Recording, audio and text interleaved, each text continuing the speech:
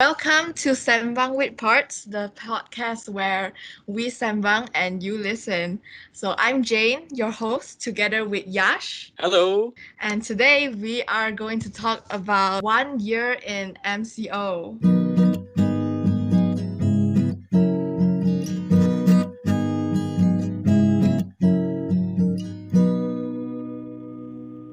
So I think it's almost the first year anniversary of our MCO since March 18 last year. I mean, I don't even have a boyfriend, and then here's me having my first anniversary with the pandemic. This is so ridiculous. But what did you do during this whole 1 year? Yeah. Oh, there were so many things. So many things. Like, for instance, the trends, the Dalgona coffee. Oh, I tried that myself. I will have to admit, I have probably gained muscles out of how long I've been mixing that coffee. What about you, Jane? Have you tried? As a coffee addict, of course, I tried the Dalgona coffee. I tried it like 3 or 4 times. I also got tired of mixing. I never tried the burnt cheesecake though. It looks very nice, but I didn't have the time to wait and bake. Agree. Wait, one question I have to ask. What coffee did you use? Nescafe. the, Or most, the most classic coffee there is, bro.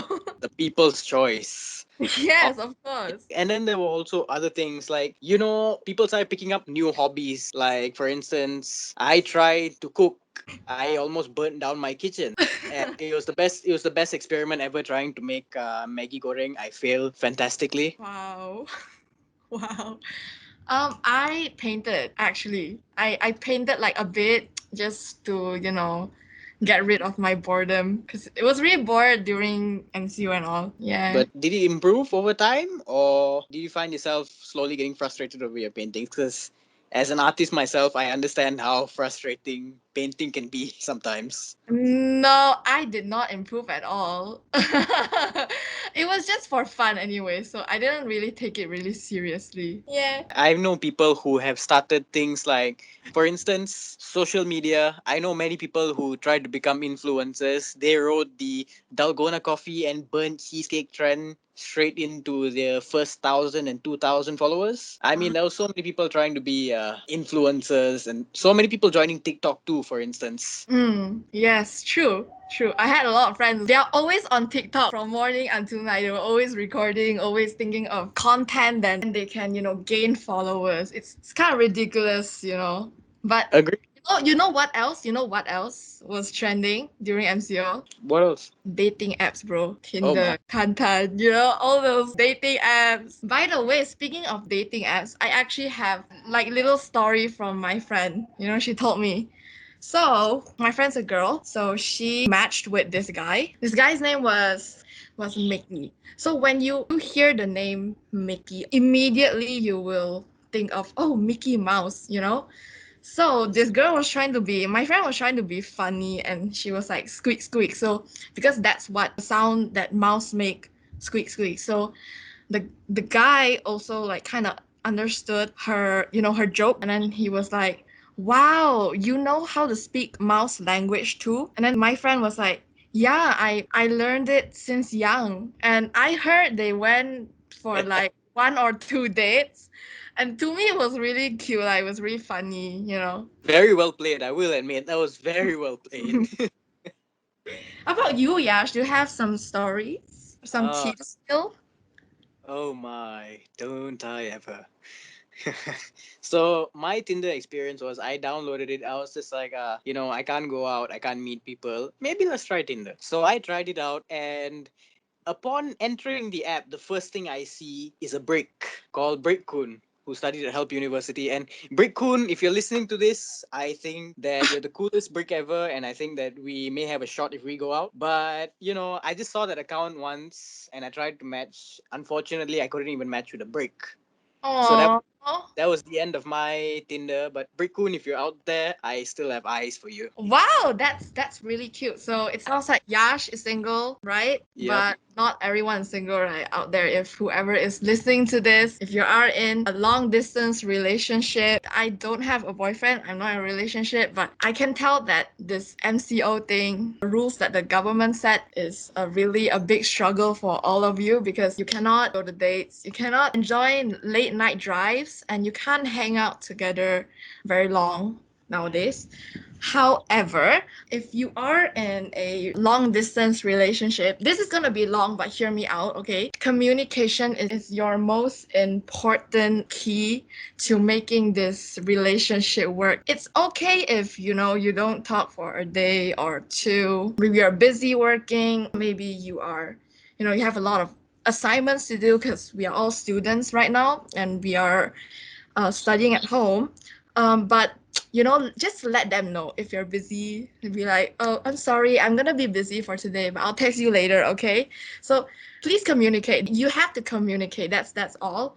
And don't forget who was there for you. It doesn't matter if you were with that person before the pandemic or if you met that person during the pandemic. You don't lose your feelings that fast. They were there for you. They made you smile. They made you happy.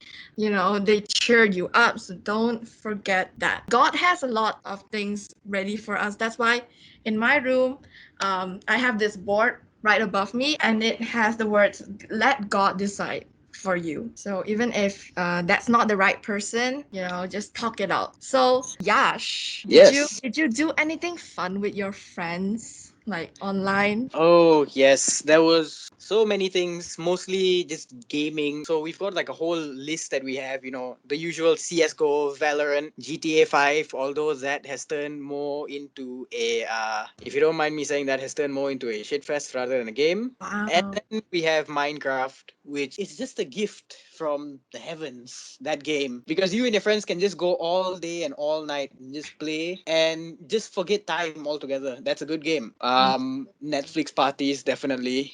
Watching a Mhm. crap anime with the boys. Oh, for me, I'm not a gamer girl. However, I would make a Spotify playlist with my friends. It sounds pretty cute though. But you can, do video call dates. It doesn't have to be with your boyfriend or your girlfriend. You can do it with your friends. Netflix, as Yash said, I had a lot of Netflix parties with my friends. We had it like every single Friday during my last semester because there was so much time. So we spend a lot of time together, me and my friends, who go on Discord and then we would watch like a movie or two. Most of my friends are very far from me. So what I did was actually surprise them. So for Valentine's Day, I actually surprised them with like secret note. They were really happy. They were really like surprised. It was really fun. Not gonna lie, that is seriously sweet. I would have done that for my friends, except they would have been like, oh no, it's from you. You know what else was extremely fun online? What? Online class. No, I hate that. I hate it so much. Oh my god. Studying online. I'll be honest, there are some pros, there are some cons to it. Yes. The big pro, for instance, is that you can wake up extremely late. Like for me, right? Sometimes if I'm out gaming at night or finishing projects or working, for instance, right? Mhm. I can straight away just go to sleep, wake up at like 8:59 and get into class. Multitasking too. Like for instance, I could be in class and working at the same time and no one would know. I do that all the time. Actually, my lecturers would be talking, and then I would be there doing my own assignments or like cleaning my room. Like Agreed. I'll be That's hell.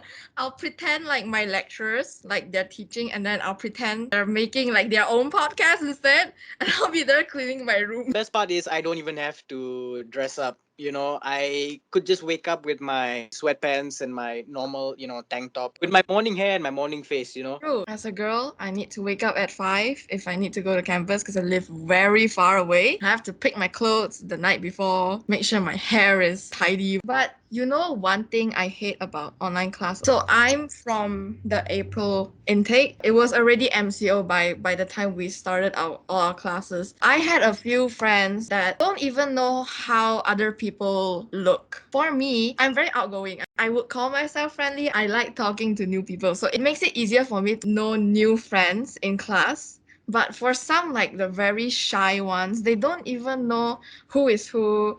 They don't even know how other people look like. Yeah. I was in the August batch last year. So Mhm. I came to college, and I will admit this. After staying at home for so long, I had become such an introvert. So mixing around with people in person wasn't really my thing. However, when it came to online, I could mix better there. I started living online basically. Where the moment I'm in physical, I'm like, oh no, I have to mix with people. I don't like that. I can't bear talking to them online, just makes me feel weird. Like, you know how your parents taught you do not talk to strangers online. And now you're talking to strangers online. You get me? Yeah. It's how much time do you stare at your laptop per day?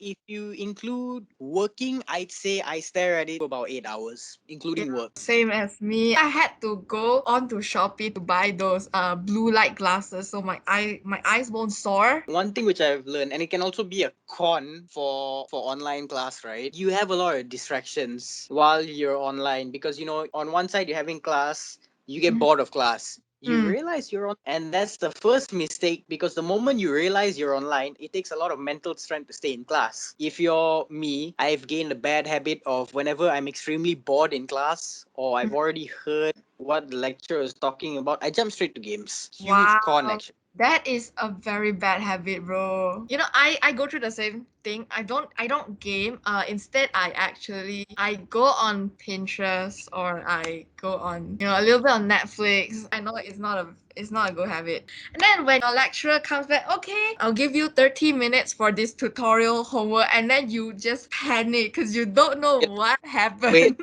what tutorial and what homework is going on? Oh, don't I know that very well?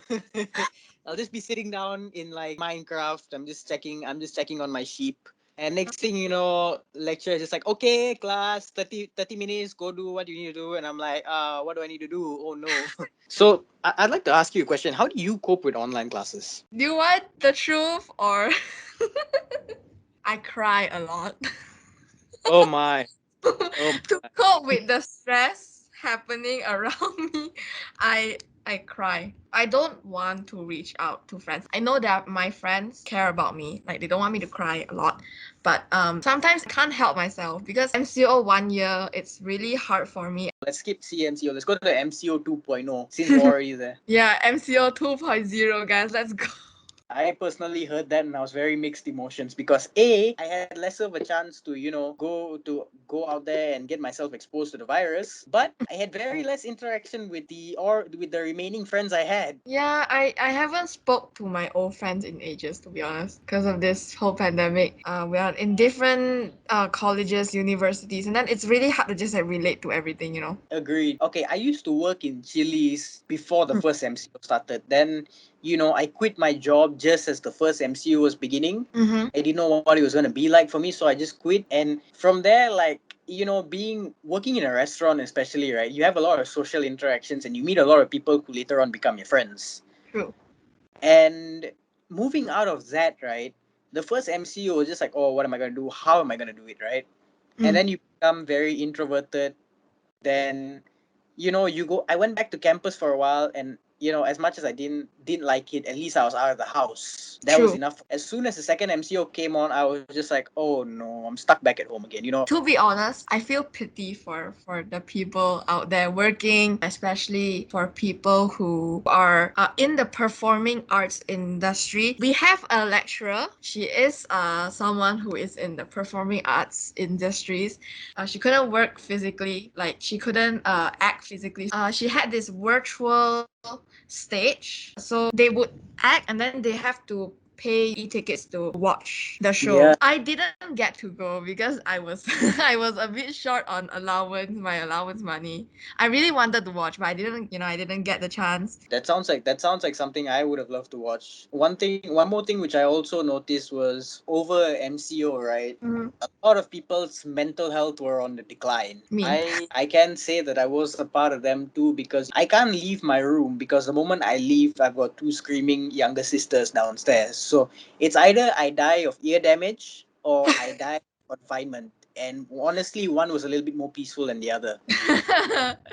Well, as the eldest, I have to get out of my room most of the time. I'm only in my room when I have class, and then when I'm doing my assignments, and after that, when it's close to like to cook dinner, then I have to go down and help my mom. For me, I get out of my room a lot. It's just that my mental health was also really like affected in some kind of way lah. I have to say, MCO 2.0 took a lot more of a toll on me because, me and my best friend were planning to meet up. Like, at this point, we've not seen each other in like about a year, I think. Mm-hmm. And we were planning to meet up. And then when the MCO 2.0 was announced, we couldn't meet up. And it took such a toll because, as fun as online is, right? Sometimes what you truly need is a face to face interaction with your best friend to feel, that, okay, I can continue carrying on now. I've already seen my best friend. True, true. That's very true. I haven't seen my old friends in months. I also miss them. One more thing in MCO 2.0, how they were loosening a lot of the SOPs, yet trying to tighten a lot more SOPs. And I feel like when they loosened up a bit, you saw a lot more people on the roads.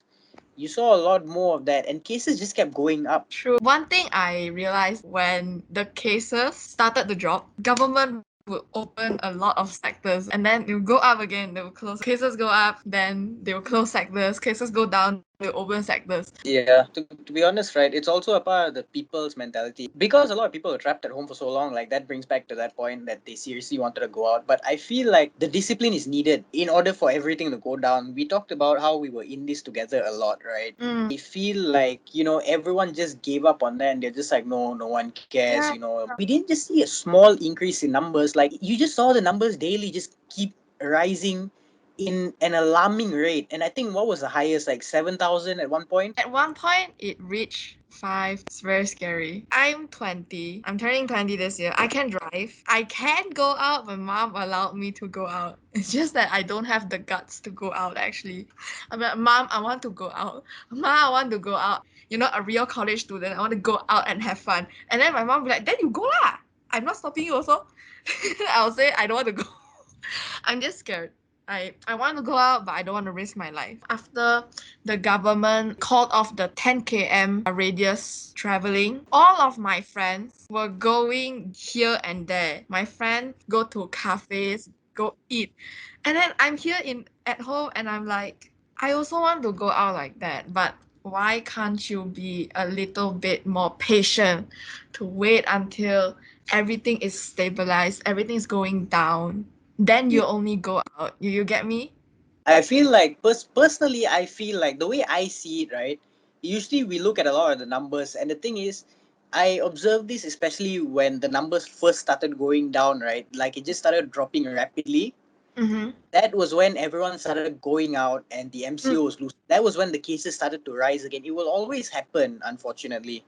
It's Yeah. just a matter of how we control the amount of cases. I feel like the 10 km radius was a really good one. To sum up our whole, podcast, stay home. Don't go anywhere unless you need to. I'd like to have a question in the comments for everyone to discuss. Would you all miss online classes if everything is back to normal? Or, would you prefer that online classes stay dead? I would prefer physical classes. I won't miss online classes. I sit in 50-50. If the aircon is still extremely cold, I want to go back to my online. Thank you for listening. So, if you enjoyed this episode of our podcast and you would like to help support the podcast for future episodes, please share it with others and post about it on social media.